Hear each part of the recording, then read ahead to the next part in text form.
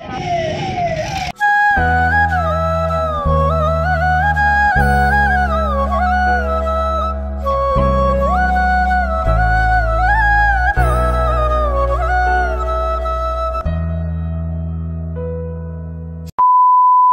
guys, good morning, welcome back to our new vlog.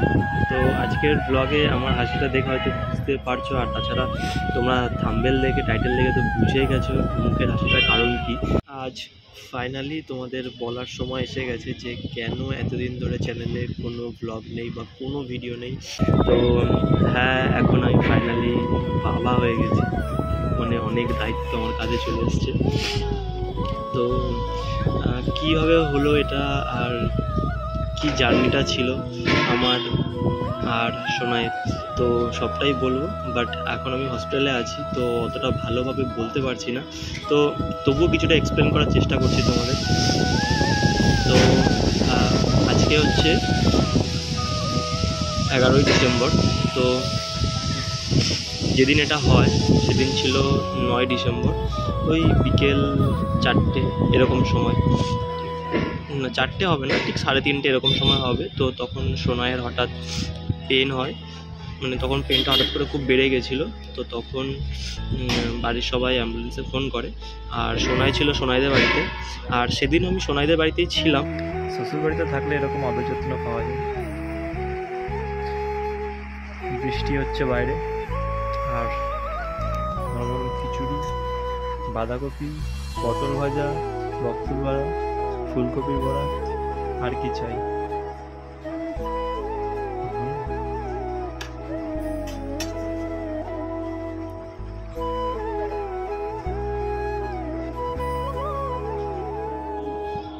যখন pen হয় তার ঠিক 2 ঘন্টা আগে আমি বাড়িতে এসেছিলাম একটু দরকারে। তো বাড়িতে এসে আমি জাস্ট খেয়ে দিয়ে একটু শুয়েছিলাম।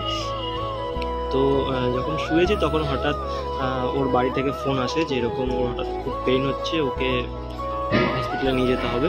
তো তখন ওকে ওর বাড়ির লোক সবাই যারা ছিল, বাবা মা দাদা বৌদি সব দিদিরা, ওরা অ্যাম্বুলেন্সে করে ওকে নিয়ে আসে হসপিটালে।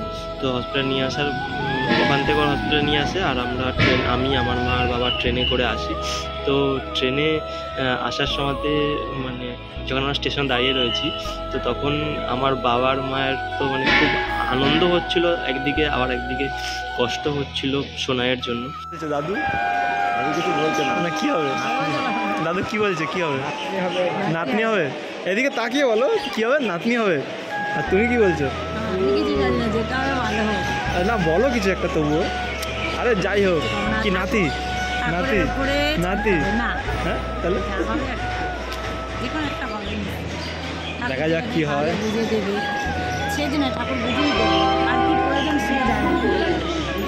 দেখা যাক।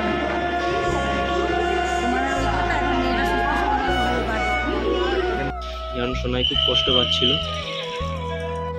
আর তারপরে যখন হসপিটাল নিয়ে আসে তো ওকে ভর্তি নিয়ে নেয়। তো তারপরে মানে সেদিন ওকে 3টে ইঞ্জেকশন দিয়েছিল। ইঞ্জেকশন দেওয়ার পরে তো খুব কান্নাকাটি করছিল, কারণ ওর খুব পেন হচ্ছিল। কারণ সোনা একটু হেলদি, তোমরা দেখেছো, তোর জন্য ওনারও খুব প্রবলেম হচ্ছিল। তো পরে ওকে রাত্রি 3টের সময় ওটিতে নিয়ে যায়।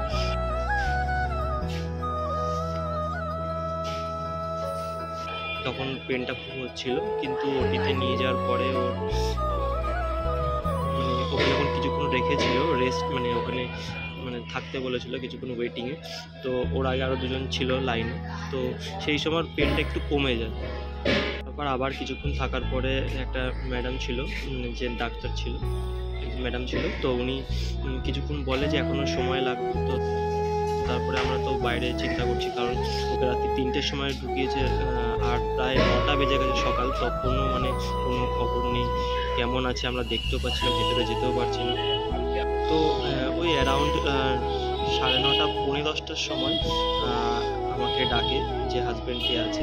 তো ডাকার পরে বলে যে ওর নর্মাল ডেলিভারি হবে না, ওকে সিজার করতে হবে। তো মানে আমি তো ওটা শুনে একটু মানে ভয় পেয়ে গেছিলাম, একটু না অনেকটাই ভয় পেয়েছিলাম। আর এই কারণে আমি মানে এমনিতে তো টেনশনে ছিলাম, তা যার জন্য আমি কোনো ভিডিও ঠিক মতন করতেও পারিনি। যতটুকু পেরেছি তোমাদেরকে দেখাবো, ঠিক আছে। মানে আমি যে ক্যামেরা অন করে কিছু বলবো সেই অবস্থায় ছিলাম না।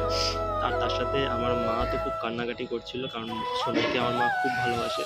মানে আমার তো মায়ের নিজের কোনো মেয়ে নেই বা আমার কোনো বোন নেই, তো সোনাইকে আমার মা খুব ভালোবাসে। তো তার সাথে সোনাইয়ের মাও খুব চিন্তা করছিল, মানে কাকে কি বলবো আমি কিছু বুঝতে পারছি না, কারণ আমার তো ফার্স্ট টাইম। আর সত্যি কথা আমার কোনো এক্সপিরিয়েন্স নেই।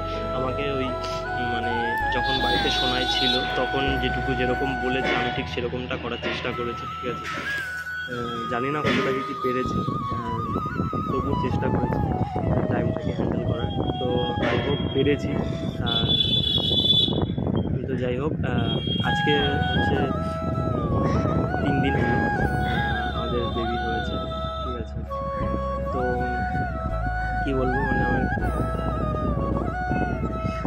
মানে তারপরে যখন ঠিক ওই 10টা বাজে সেই সময় ওকে ওটিতে নিয়ে যায়।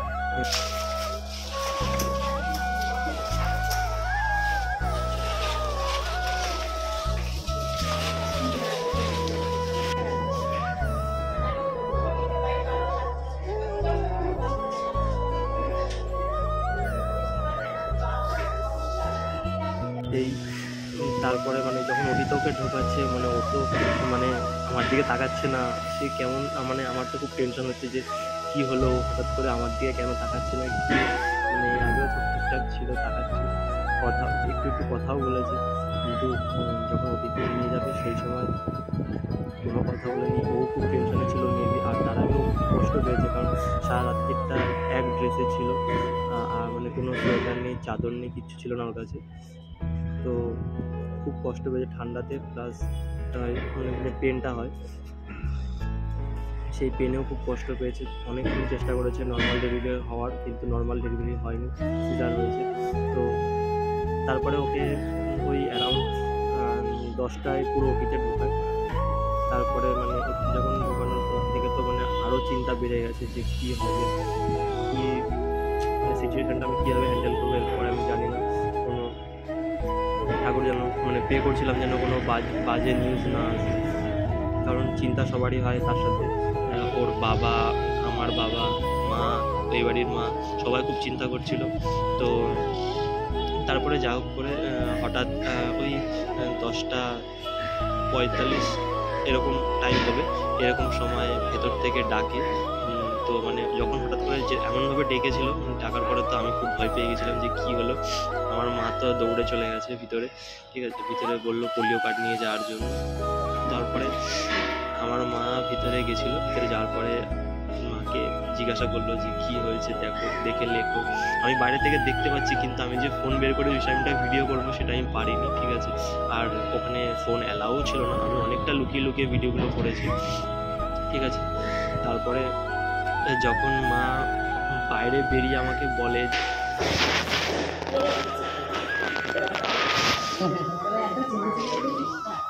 যে মেয়ে হয়েছে, মানে আমি কি আনন্দ পেয়েছি, আমার থেকে বেশি আনন্দ পেয়েছে আমার বাবা, ঠিক আছে। আর অ্যাকচুয়ালি সোনাইয়ের মায়ের খুব ইচ্ছা ছিল যে, সোনাইরা যেহেতু 2 বোন, সোনাইয়ের মায়ের খুব ইচ্ছা ছিল যে ছেলে হবে, ঠিক আছে।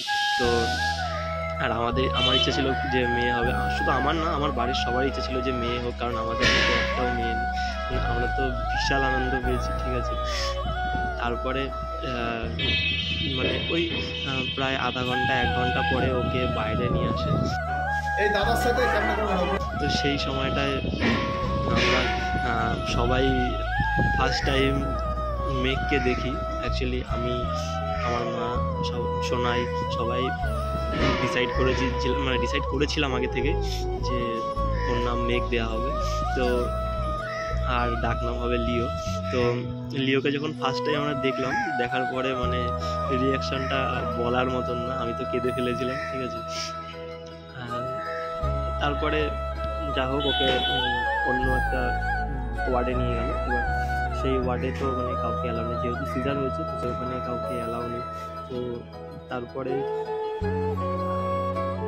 যাই হোক 4টের সময় আমরা ঢুকতে পেরেছিলাম সেই দিনকার। তো সবাই এসেছিলো আমাকে দেখতে, তো এখনও পর্যন্ত সোনাইকে নর্মাল বেডে দেয়নি, তো নর্মাল বেডে দিলে দেখি কোনো ভালো ভিডিও করতে পারি কিনা ভিতরে। তো যদি দেখাতে পারি তো অবশ্যই ব্লগে থাকবে। আবার একটা হাতটা ধরো বাবা, ধরো হাতটা। ইত্তিরি ইত্তিরি, এটা কি ছিল? ওই ঠান্ডা মনে।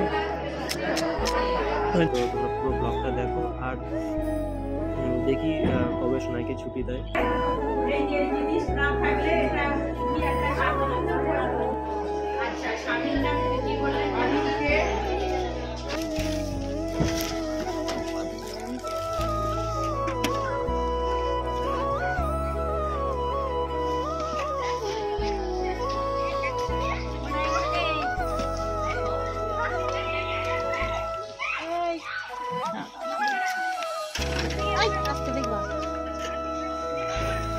টানো না, মাসির মুখ দেখাবো না, যা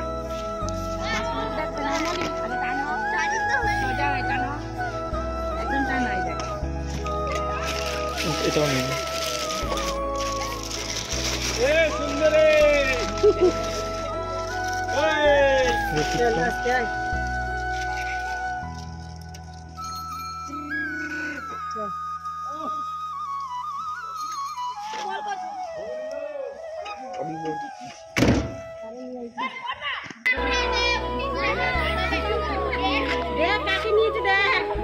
সোনা ধরিস না, ঠাম্মাকে ধরিস না, চান করবো না।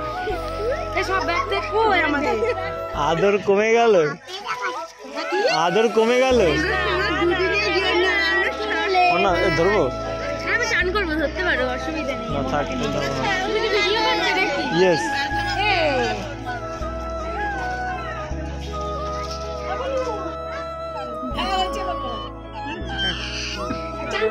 এবার খুলো, সব খুলো, খুলে চলো আজকের ব্লগটা এইটুকুনি। যদি ব্লগটা ভালো লেগে থাকে তো অবশ্যই লাইক, কমেন্ট, শেয়ার, সাবস্ক্রাইব করে দিও। আর অবশ্যই আমার লিওকে একটু আশীর্বাদ করো তোমরা সবাই, ঠিক আছে? তো দেখা হচ্ছে পরের ভিডিওতে। ততক্ষণের জন্য